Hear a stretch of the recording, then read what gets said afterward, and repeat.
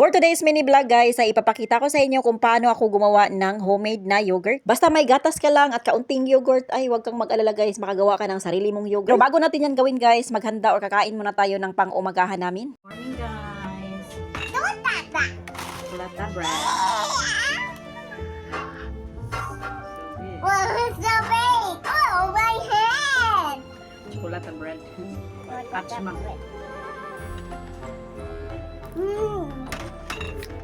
So ito lang yung aming pang-umagahan guys, simple lang no, basta may bread ka lang dyan sa lamesa ay talagang mabubusog na yung mga tao dito. Bumili din pala yung aking asawa ng borik guys, kaunti, and din may kaunting prutas tayo dyan, olives, yung pikmes, at saka butter and honey. Meron din tayong nilagang itlog guys, and of course hindi makakalimutan ng ating tsaa or tea. So habang kumakain nga kami ng umagahan guys, ay biglang dumating yung suki ng aking asawa sa gatas. So bali yung suki ng aking asawa guys na nagbebenta ng ano guys, kanang milk, ay may sarili silang farm ba no? So hindi lang milk yung binebenta nila guys no, may mga itlog, may mga gulay na din. Minsan din gumagawa din sila ng butter guys at saka cheese. So kapag bumibili ka talaga ng gatas guys ay may pakapin or may pabonus yan sila na kanang tinatawag na maya guys no, kasi hindi ka makakagawa ng yogurt kapag walang maya. So yung maya guys ay yogurt lang naman yan siya guys. And then bumili din kami ng itlog guys kasi araw-araw talaga kami naglaga ng itlog para sa mga bata ba. At in fairness guys, medyo malalaki talaga yung itlog nila ngayon. Minsan kasi maliliit, so hindi pare-pareho no. At ayan na nga guys, para hindi masira itong ating gatas, pinakuluan na natin siya. And of course, maglagay tayo ng stone saver para hindi masayang yung ating milk. So, isa sa purpose nito guys, para malaman mo ba na kumulo na nga itong milk, kasi minsan guys, ang busy-busy mo and din nakalimutan mo na may sinaing ka palang milk. Ayun, ilang beses na talaga kung ano guys, kanina pitong niawas ang milk, so nasayang lang.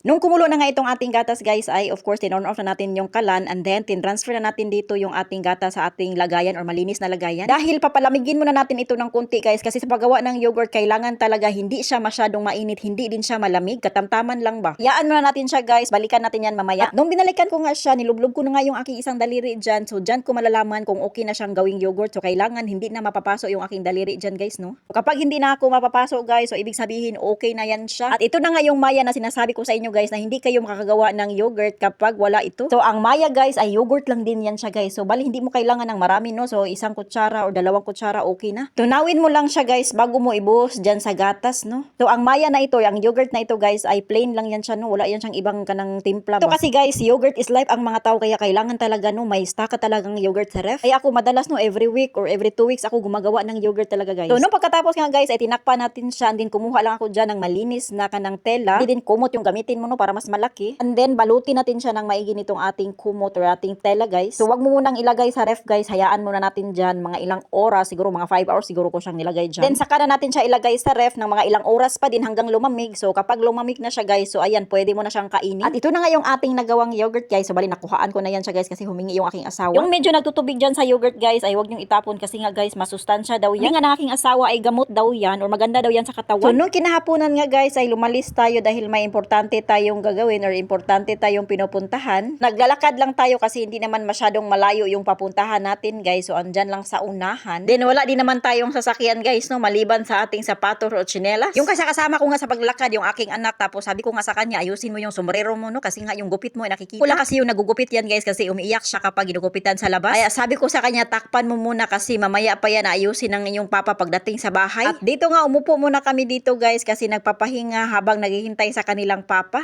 Sa mga oras na ito guys, sobrang init talaga, tapos yung anak kong babae ayaw niyang magsuot ng sombrero. Sabi ko sa kanya, suotin mo yung sombrero mo kasi sobrang init, pero ayaw niya talaga. Dahil nga tapos na yung aking asawa sa kanyang appointment pero hindi niya kami nakita na nakaupo dyan sa gilid-gilid. Kaya sabi ko sa aking anak na babae, hala habulin mo yung papa mo kasi iniwan na tayo. Sa mga oras nga ito guys, wala talaga masyadong tao na naglalakad dito kasi nga guys sobrang init no, nagtatago yung mga tao sa kanilang mga lungga. At dahil nga sa sobrang init guys, napabili tayo dito ng ice cream. So bali ako yung in-order ko dito guys ay milkshake, pero sa mga bata ice cream. Grabe guys, yung mga tao ngayon basta makakita ng nagbebenta ng ice cream, ayun pumipila talaga. Kasi sobrang init talaga ng panahon ngayon guys. Buti na lang dito sa Burger King walang masyadong pila guys, kaya sabi ko sa asawa ko doon na lang tayo bibili. Pagkatapos namin dito guys ay umuwi lang naman kami ng bahay kasi may trabaho pa si Mister. So ayun guys, dito na lang muna ulit magtatapos ang ating video. Thank you for watching. Bye bye!